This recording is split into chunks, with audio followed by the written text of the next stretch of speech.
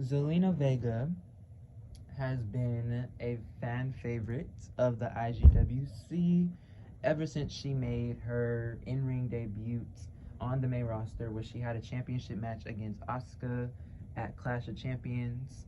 And it was a very exciting time for a lot of wrestling viewers, including myself, because I feel like it's a big deal when someone who's been in managing or a managing position in professional wrestling for so long is finally gonna, step into the ring and become a competitor, especially like a singles competitor.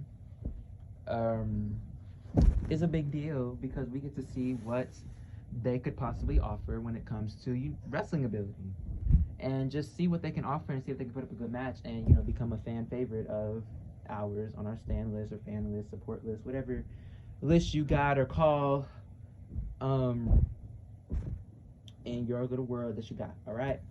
So Zelina Vega has been on a roll in her WWE career. She's a former tag team champion. She is the winner of the first ever Queen's Crown tournament. She's a PLC queen. She has great character work. She's great on the mic. She delivers great promos. She eats our faves up on the regular.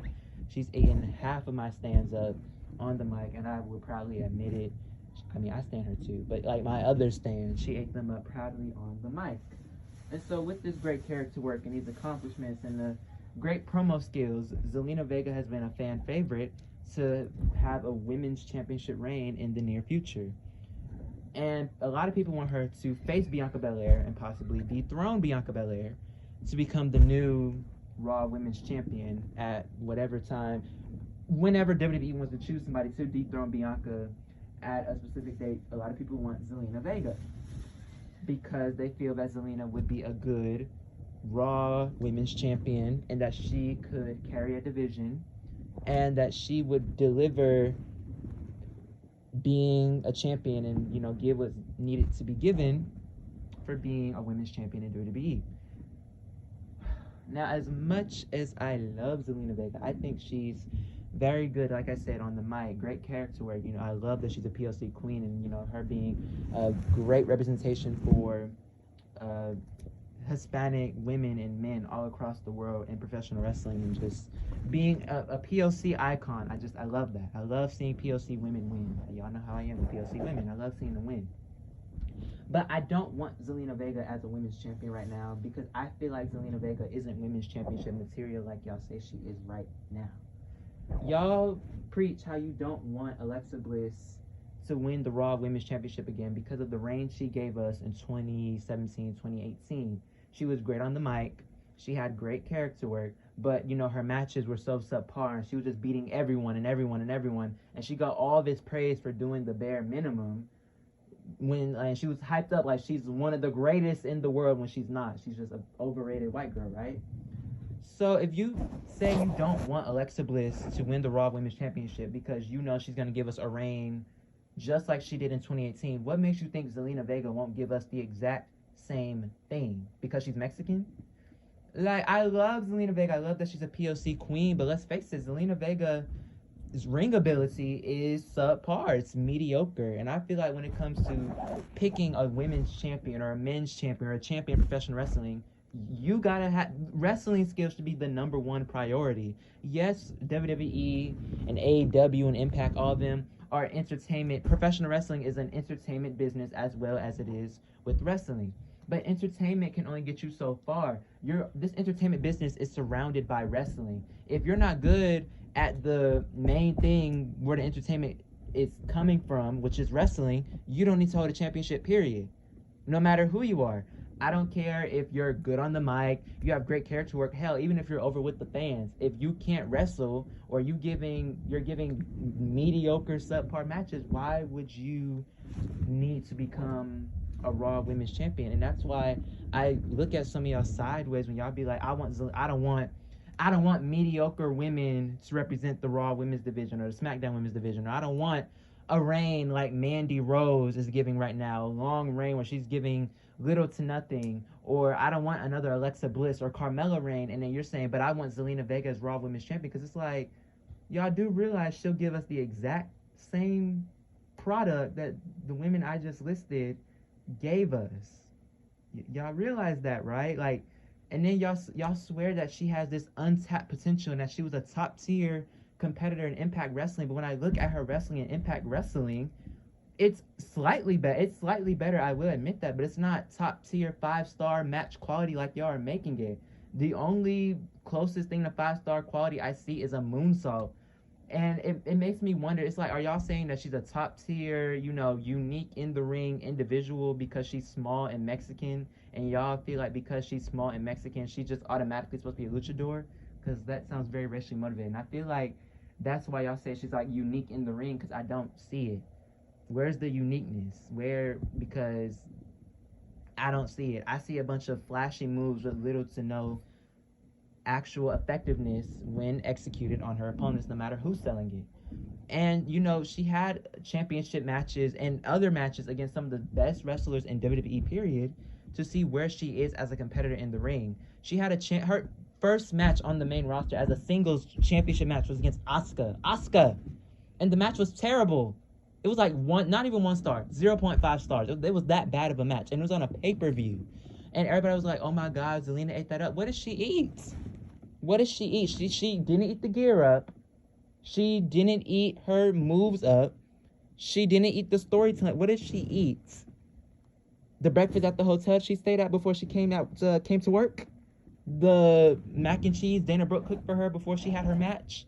Or after her match, after she gave us that mediocre performance? What did she actually eat? What did she devour? Like, nothing about that match screams good. And then she had a match with Mickie James, and that match was terrible. She had decent matches with Bianca Belair, and then she had some in-ring moments with Sasha Banks in tag team matches, and it's just like Sasha couldn't even make her look good. It's just like, where's the uniqueness at? I see flashiness, I see flashy moves, but I don't see the uniqueness that y'all are talking about. I don't see the uniqueness when it comes to ring ability. I understand, the character work. I love her character work. I love her promos. She be gathering the girls up on the mic, and she don't be have to cuss. A lot of girls in the women's locker room cannot say that. But when it comes to ring ability, it's just like Zelena Vega is like second to none when it comes to that. Carmella is a better wrestler than her. Carmella. And it's just like, y'all can swear that she has this untapped potential, but she doesn't. It's not untapped potential. She's just not as good as y'all hype her up to be. I do want Zelena Vega to become a women's champion in the future. But I want Zelena Vega to be, good in the ring as well as she's like, as good as she is on the mic and with her character work. That's how good I want her to be in the ring. I don't want her to be so good on the mic and character work to the point where she's giving us mediocre subpar matches, because that looks bad on her. And then she's a POC woman on top of that.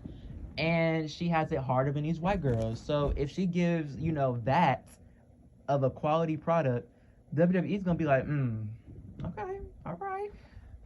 She ain't winning shit next year, the year after that. Just go ahead and put her on the release papers. We'll have her contract filed up in the next year or two. That's what they're going to do. We can't be having our PLC queens being mediocre, y'all. We've been over this.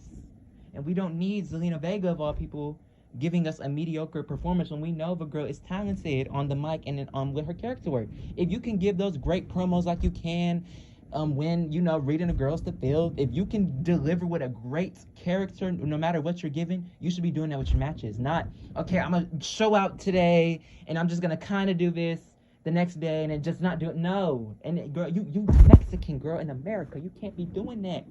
And you representing your community. You don't want your community looking bad, because, like, yes, I got sidetracked, my bad. But yeah, Zelena Vega, you are representing an entire POC community, and the way you're giving right now, it's not giving women's championship material. It's giving, manager, and I don't like that. Because I know Zelena could eat if she actually tried, and I've seen her work in Impact, and, it was actually some good-ass wrestling. And it was, enough to say she put up some decent matches and some good matches as well.